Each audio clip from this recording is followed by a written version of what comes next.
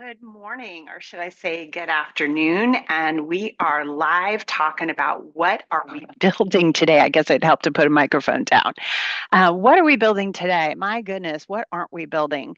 Just got off a really good um, just got off a really good event with the Turner Center from Berkeley and UC Berkeley, who does a great job of tracking and analyzing everything going on with the housing legislation, joined by Muhammad Alameddin from California YIMBY. And it was really a great discussion about what can you actually build.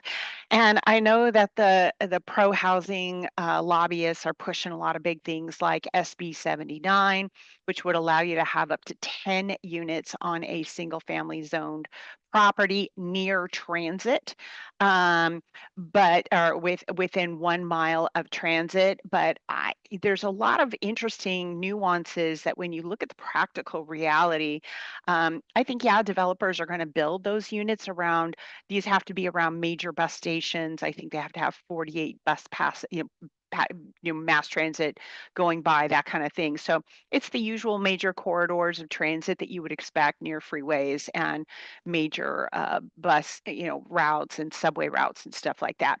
It's not anything out of control like a lot of the NIMBYs do think.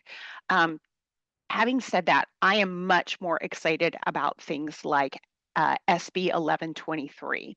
SB 1123 allows you to split a single family zone lot, either owner occupied or rented, up to 10 units.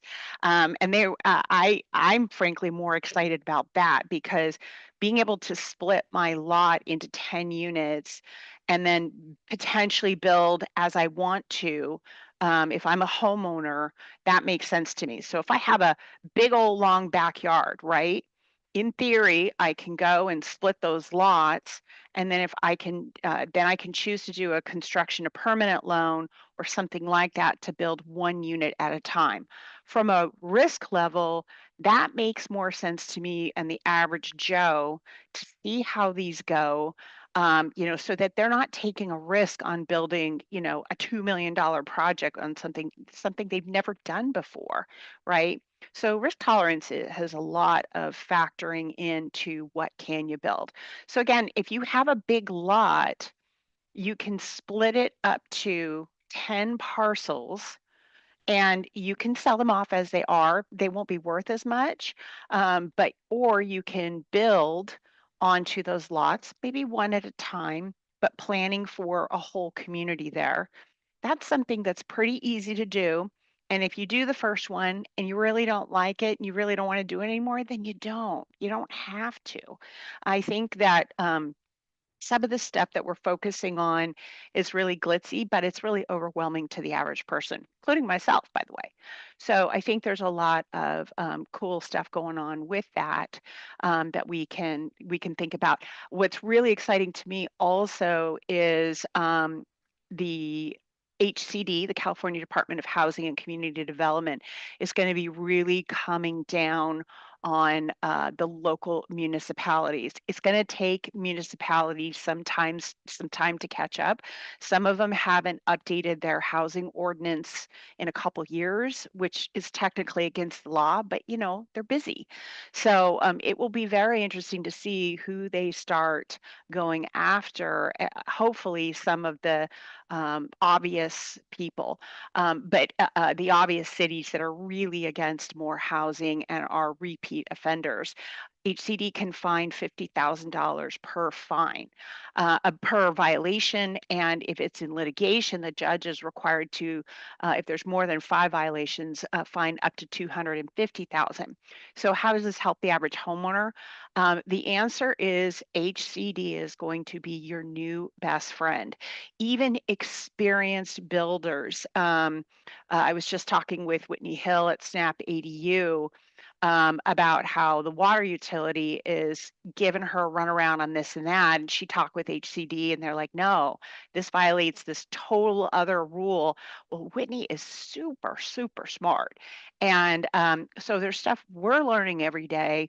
and HCD is really helping homeowners. So what you do is you go onto HCD, and all of their pages post have a submit a question, right? And what it really is can you clarify the law, and can you rat out your local municipality about things you think they may be violating? And if it's not common sense, they probably are violating the law. If it seems kind of arbitrary, they are probably violating the law.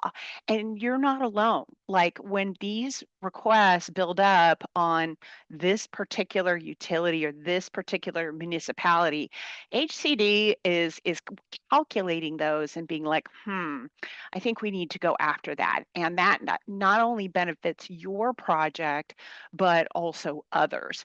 HCD has also prohibited utilities from adding in all these fines and other fees and so on.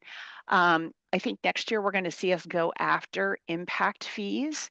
There is Mohammed brought up a great legal question for example, Chula Vista charges a huge impact fee for schooling. Well, except that the school district has lost students. And if you're building a one-bedroom ADU, then there's probably not going to be a little kid going to school that's living there. So how can you charge impact fees when there's nominal impact? Anyway, so those are questions that HCD is going to start to get into, and you'll probably see addressed next year. So feel free to fight any fees. I would ask you, don't clog up the system at HCD. Like, they only have so much manpower, so make it serious. But I'm really excited about being able um, to get these things done a lot more quickly. Now, my architects would kill me for focusing on lot splits. As you probably know, we've had SB 9 since 2021. SB 9 allowed us to split an owner-occupied parcel into two lots. The max you could divvy up was 60-40, but generally it was 50-50. And then you still had to have some space in between and so on. Well, to date, I think there's only been like 170 SB9 projects. Most of those were actually a physical house, complicated, but not a lot of lot splits. And the reason why is because the way you do a lot split is you ask the city to come out and survey, and so they drag their feet. It could be 6 months to a year, I'm told, and about $40,000 in fees because you're paying them to do that work. Now, with the enforcement feature and the requirement that cities, if they can't do it within 30 days, they have to allow you to be able to hire a private permit approver. That might be a lot more feasible and done very quickly. So as an average homeowner, I think it's going to be invaluable, this new allowance of private permit approvers or companies. And I know a bunch of designers now that are trying to get licensed as a private permit issuer, and to be able to bypass cities and their lack of staff. So, and it's not just the permit approvers, but also the permit inspectors. Again, we're on iPhone 40. We're trying to figure out how that's all worked. There's a big question about insurance for that permit approver. Like, what happens if they approve it and it doesn't in fact meet code and something bad happens, like it falls down? Obviously, that is, going to be a consideration for those people, but it would be their liability insurance, I believe, not yours. So, and the city has to still review the permit issuers plans and either review them within 10 days or they're deemed approved. So I'm not hugely concerned about all of this. Um, so I think those changes are going to be really, really important to reducing permit timelines and costs.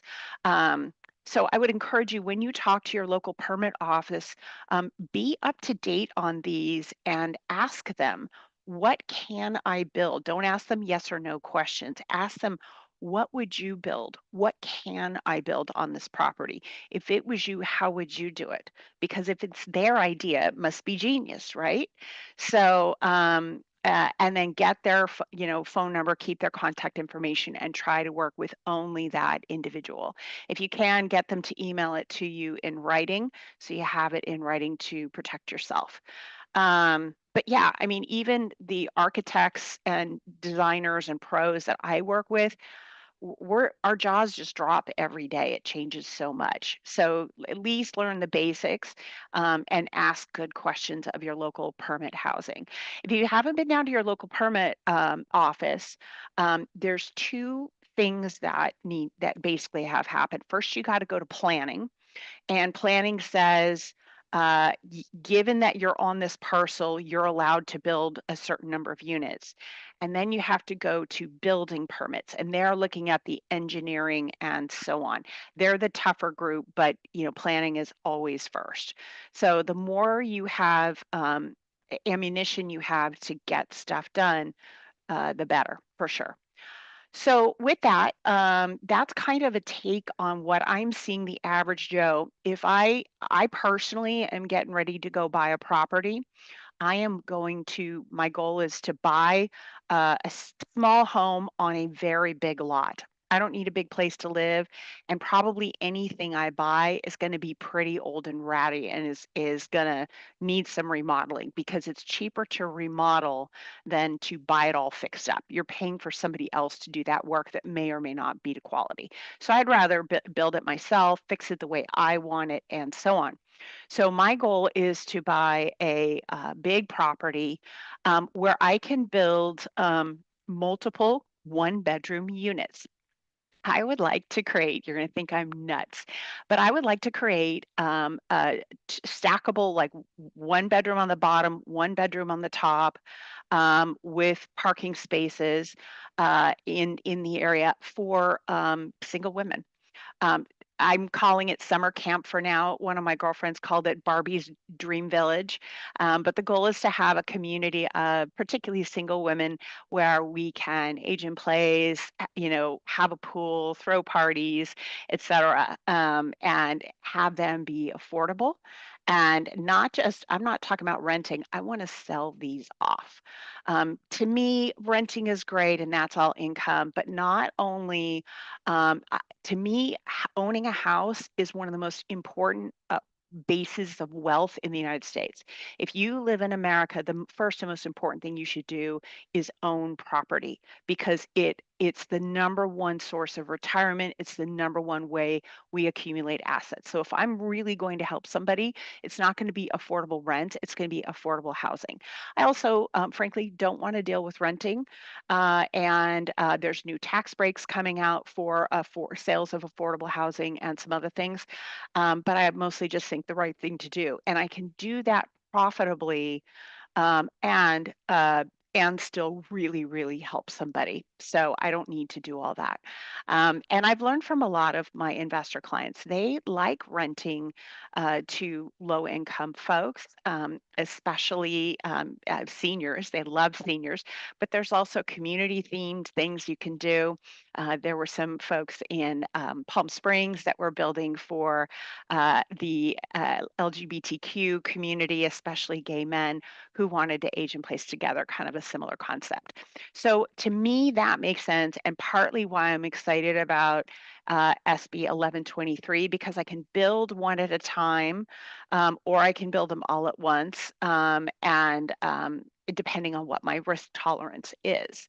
And then if we use, I believe it's SB 583, that is the density bonus program. If I am renting or selling to low income, then I believe I'm allowed 50% more, so I can double the number of units if I choose to build it.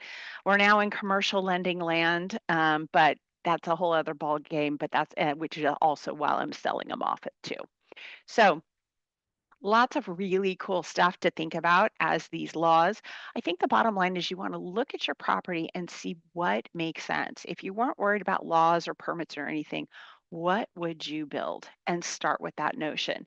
And then let's spreadsheet out, does this financially make sense to, put effort into? And then at that point, start to pull together your team, your loan options. You figure out how much are you qualified to build, and that will start to get you to where you're at. So that's what I'm focusing on this week, is in a way, my own pro forma.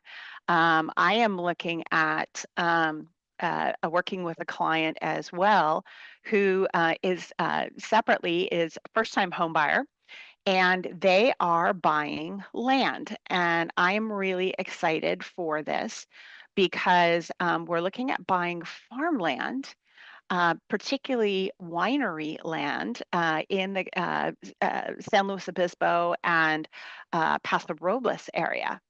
And what's exciting to me is that they are going to do this on an FHA loan. That's right, that first time home buyer program that allows them to put only 5% down to buy the land and build up to 4 units. So let's take a look at what this might look like.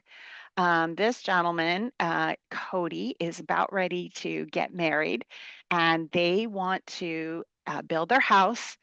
And let's see, get this up here. So Cody and his fiance want to build their house, and they want to have a vineyard, and then they want to have 1 bedroom units and possibly a barn dominium for both staff and potentially for Airbnb as extra income.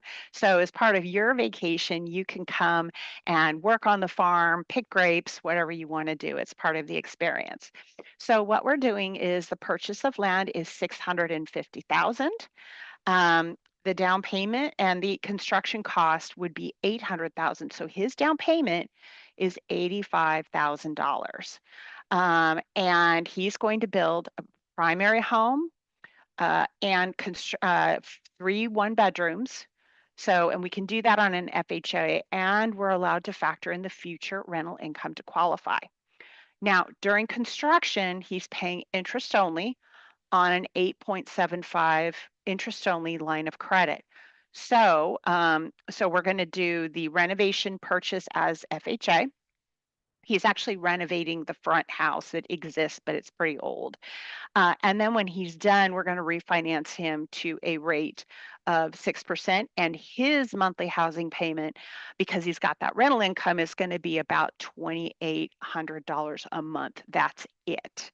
So that to me is really exciting, to be able to own a winery, a farm, a winery, and 3 units that are cash flowing and pay only $2,800 a month. I think my kids' college expenses are more than that. So one of the things we're looking up is cash flow. Like, what is that going to look like over time, like during construction? And so construction over time, this is what I'm working up. What is your monthly payment when you first purchase, when you have designs and permits, when you have the materials order, and so on, so that we know how much he's going to have to pay every month. It's going to increase every month. And then this is the total he's going to need to make those payments. So these spreadsheets are really important to help you understand the whole project. They are called pro formas, and we're really good at creating them. Hey, Troy, good to see you, buddy. You are on mute, and turn on your video.